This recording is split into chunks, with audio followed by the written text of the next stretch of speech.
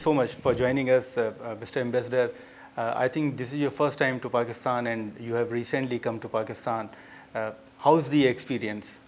Yes, it's two and a half months in Pakistan, but really a very intensive agenda. We have quite a lot of incoming visits, but also visits of Pakistani government to Brussels. So it's good. Also, really have excellent team, which is also good. And of course, we are looking forward. My team, we are working with Pakistan.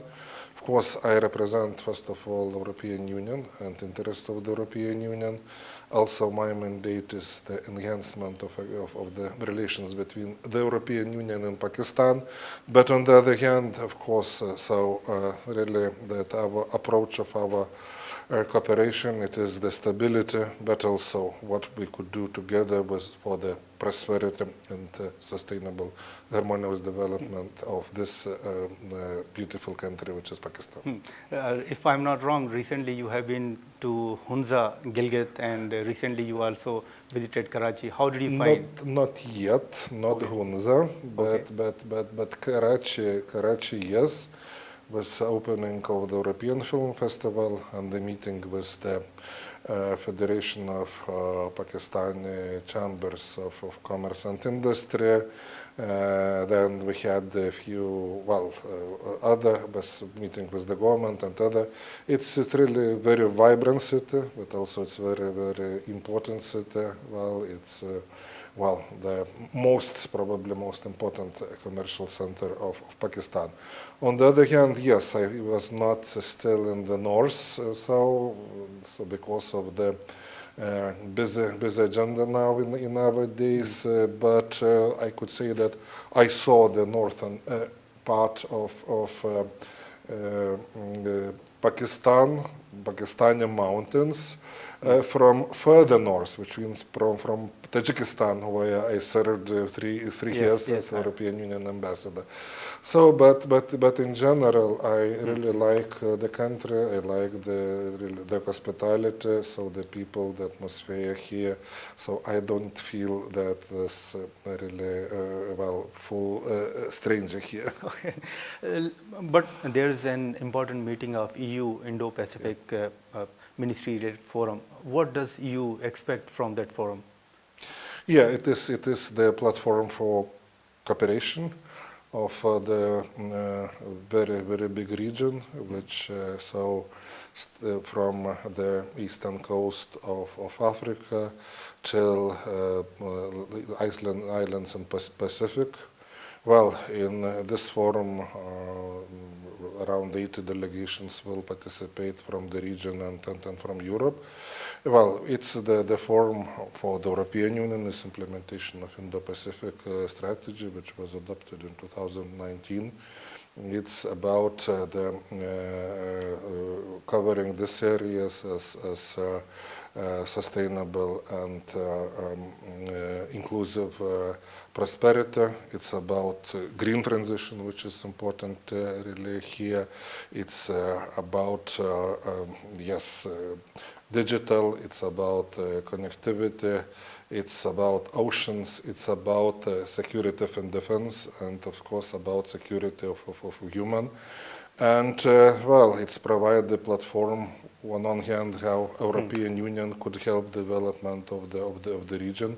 On the other hand, what we could do together, addressing both the challenges in the region, how we could together develop relations between the European Union and the region, and of course how we together could address the challenges, the global challenges as all the region. For European Union, the region as such is very important. It's 60% of economy, 2/3 of the world population, and also the challenges, and also the region with whom European Union has the relations. But on the other hand, it's relevant to expand these relations. So we very much expect that the discussions which will take place. They will be about the resilience, about the cooperation, and about the challenges ahead. We are very glad that Deputy Prime Minister, Foreign Minister Dar will participate, and he will play a very important role, both the plenary, but also the session on security, which is really very important, both for the region, and we know that for Pakistan, also participation in maritime in infrastructure related issues. Well, we very much expect that it will have additional impetus for further development of the relations, well, speaking about the region, European Union and Indo-Pacific region, but specifically with Pakistan, the enhancement of the relations, which are really also very good in a lot of areas of our. Besides this, there are multiple issues which EU itself is facing, like illegal immigrations.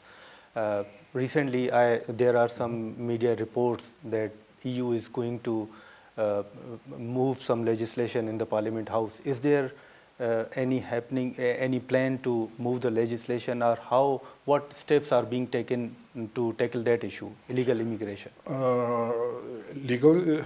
Illegal immigration. It's irregular immigration. Well, the first of all, well, we have the legislation, relatively new, which addresses the issue both of irregular migration, but also the legal migration, which is the basis for that. Frankly speaking, I represent here in Pakistan. I didn't. There are always initiatives of some members of the parliament. There are some other players, but frankly, I didn't hear any serious initiatives. On the other hand, 3 weeks ago here in Pakistan, we had mobility and migration dialogue. Which is kind of sum up of the relations in this area which we had. It was the Joint Committee of Readmission, and we have good understanding here, good relations with the improvement situation and really good atmosphere. But also we have a talent partnership, which are opening of the pathway for legal immigration for the skilled people of Pakistan. Of course, it's really a gradual process. So I think that we have a quite good harmonious relation also on the issue of migration. Yes, of course, there are challenges. So with the irregular migration, it's not new. It's from quite time ago. So it was the situation 2014, 2015. So from North Africa, Syria, and similar. But of course, it's really the prerogative of the EU member states to tackle with that. But speaking bilaterally, I'm really very glad that we have good. As you mentioned about security, after conflict between India and Pakistan and US's policy towards Russia, India, and Iran, what changes in the region do you expect? Well, always we expect the stability in the region. It's the first, of course, really our what really want. So indeed, it's peace is actually one of the biggest values of humanity. And also you have the wars, but in particular, so Europe had the Second World War, where Pakistan is also participated. So in this time, it's about losses, it's about the destructions and the situation which we have, the war in Europe, Russia's aggression against Ukraine. It is really not acceptable. The same we are asking, we are calling for the peaceful solutions in all the conflicts if they are starting, to try to prevent and to get really the solutions by the agreement. So it's really about the stability, about the sovereignty of the countries, the territorial integrity, the principles which are embodied in the United Nations Charter. the Charter of United Nations, where Pakistan has plays the role as the non-permanent member of the Security Council. Also, we're starting its participation as the member of United Nations Human Rights Council. And of course, it will be win-win situation, positive for all to the region, but also the relations between the European Union and Pakistan. This active participation, leadership position of Pakistan. But UN is being criticized by Trump himself. Well, of course, it's really President Trump. He has his own view, which do not like. But one is the common. It's common. We have quite a lot of common issues between Pakistan and the European Union. That really we are supporters of the multilateral system, being its United Nations and international institutions, but also on trade, the World Trade Organization. Well, yes, U.S. currently has another position, and it's quite unfortunate because United States was really very important country which was building United Nations and developing it. World Trade Organization also. So we expect that Americans will realize that it's necessary to come back to multilateral systems, then the multilateral system, multilateral approach, then the unilateral actions. But recently, there are some media reports that Pakistan is likely to join International Stabilization Force after Gaza peace agreement. Would you comment on the Gaza peace agreement? Yeah, we also, as in case of the region, speaking about the wider region, Europe was always the supporter of peace in the region, looking to historically. So there were a lot of initiatives which were not necessarily from the European Union. It was started long time ago, but European Union member states, but not only other countries in Europe, and we continue to that. What happened with the war? Of course, it's unfortunate, but of course we always were for the during the war for the. If it's impossible to prevent for implementation of humanitarian law and humanitarian assistance, which should be allowed, but we welcome, of course, all the initiatives regarding the peace, including, of course, of the participation, possible participation of Pakistan. On the other hand, so also about Europe's role. Just would like to flag that Europe was long time building structures in Palestine, and speaking about the monetary term, financial contributions. Well, it's absolute donor, number one donor for these purposes, and we determined to continue for the stabilization of Gaza, and making contribution to the peace. To peace. There's another issue which is GSP plus, and Pakistan's GSP plus status is to be reviewed this month, if I'm not wrong. What you expect from Pakistan? Yeah, it will be monitoring mission, which is periodical one. So it will be the assessment of the implementation of all necessary United Nations conventions for the application of the GSP plus system. So the areas human rights, labor rights, environmental issues, as well the good governance. Quite a lot of meetings will be with state institutions, but also with civil society organizations, with human rights defenders, but also with the companies, and actually with people which are working in the companies. And then, on the basis of the findings of the United Nations bodies, because they first of all responsible for the monitoring of these conventions, and what we found on the ground, so The report will be issued with probably with further recommendations.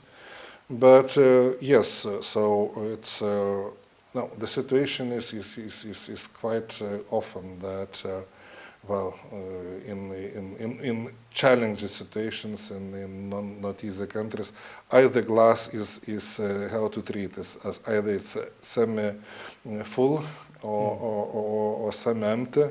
So the aim is actually to have it at least not to go to the situation of almost empty. So the implementation of the conventions is really important. Regarding the areas, indeed, so both human rights, so like the issues of death penalty, like issues of blasphemy,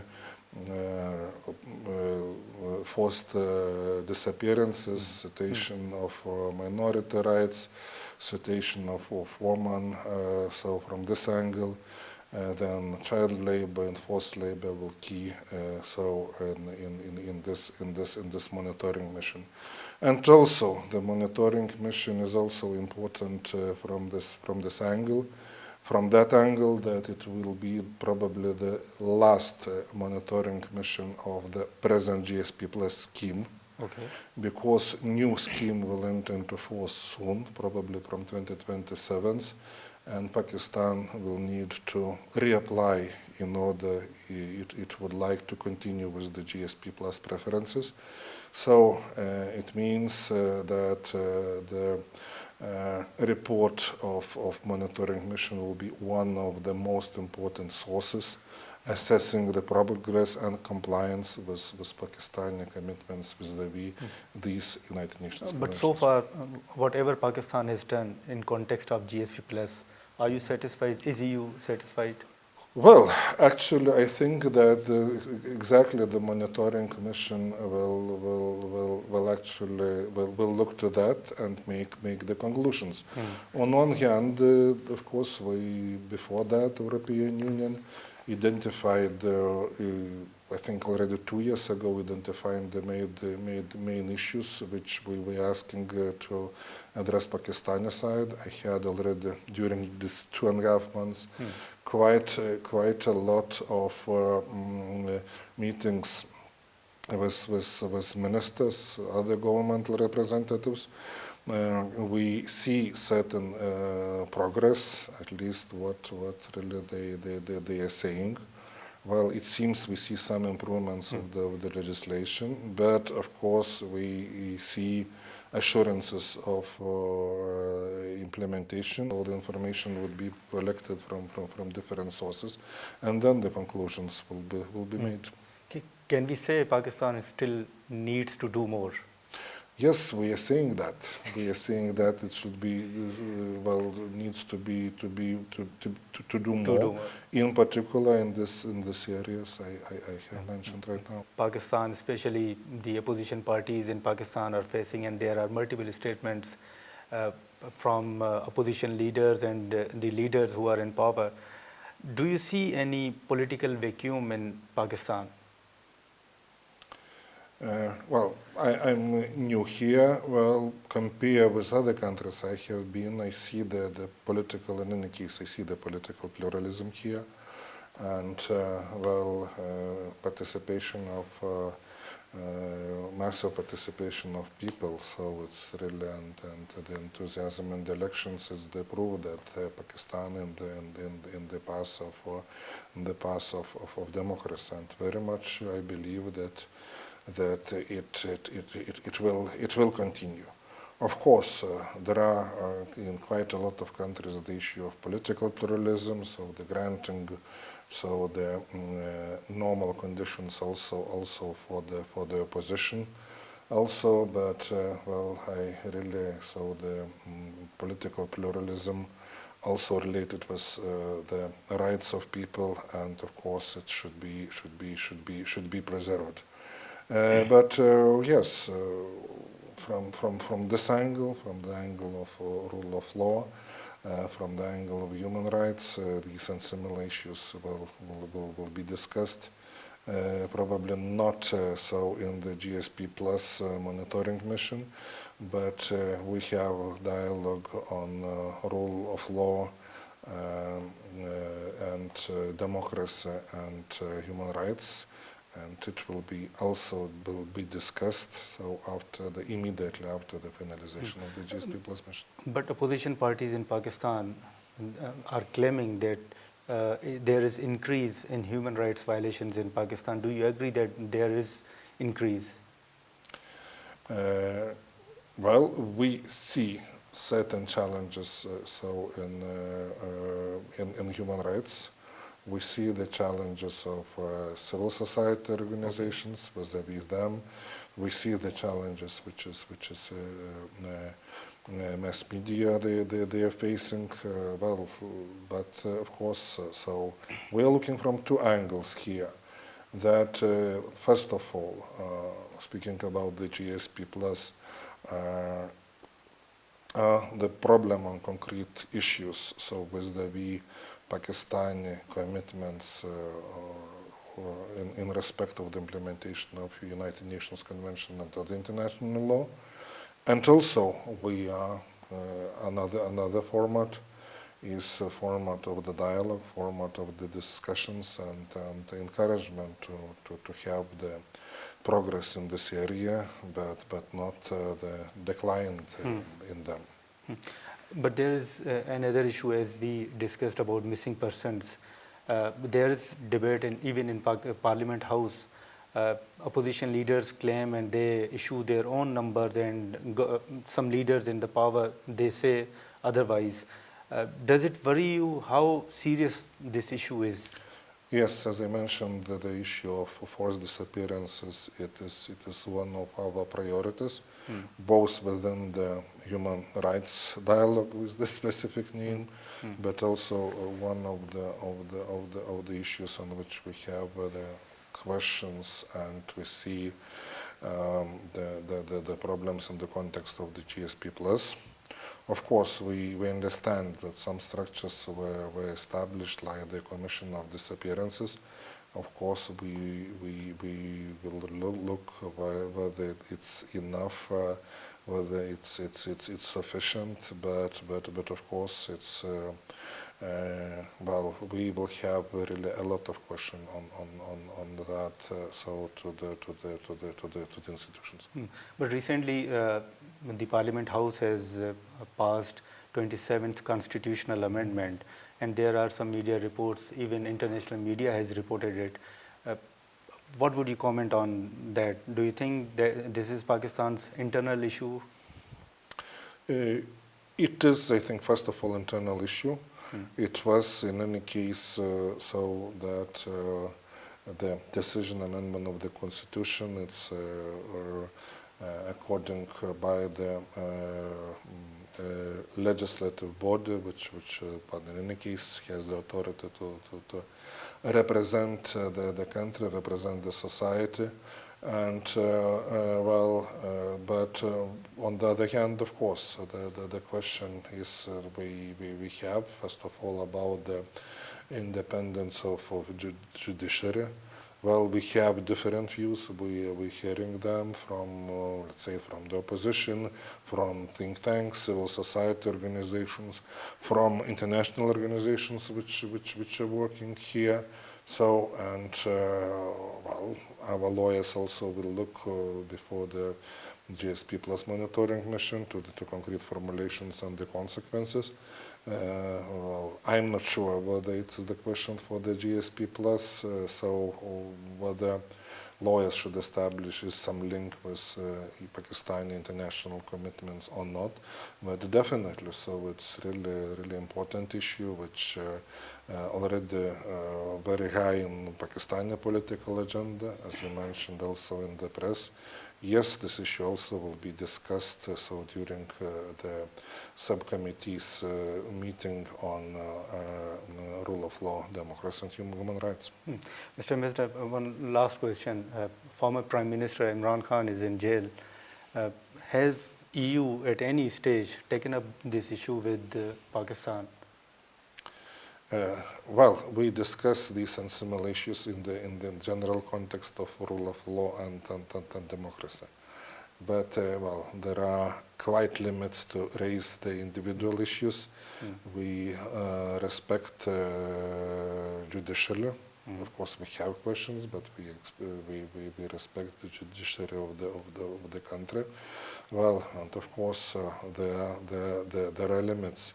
What issues are related with how many of them should be addressed, and to which extent with the Pakistani's international commitments, which issues could be discussed. Probably all of this in this area. But also, definitely, we can't intervene in the internal affairs. So these and similar issues we have, so of course, certain limitations, despite the fact that we have questions and we see the need to discuss the overall situation. But does EU support the military trial of the civilians? Well, general view probably is that not, but of course, if it's applied, we need we need to discuss it. We need to discuss it. Maybe we will, during discussions, we will have some justifications. Well. Of course, security situation is really problematic. There are a lot of challenges which really see. But on the other hand, of course, it's really human rights is the universal value, and they should be implemented.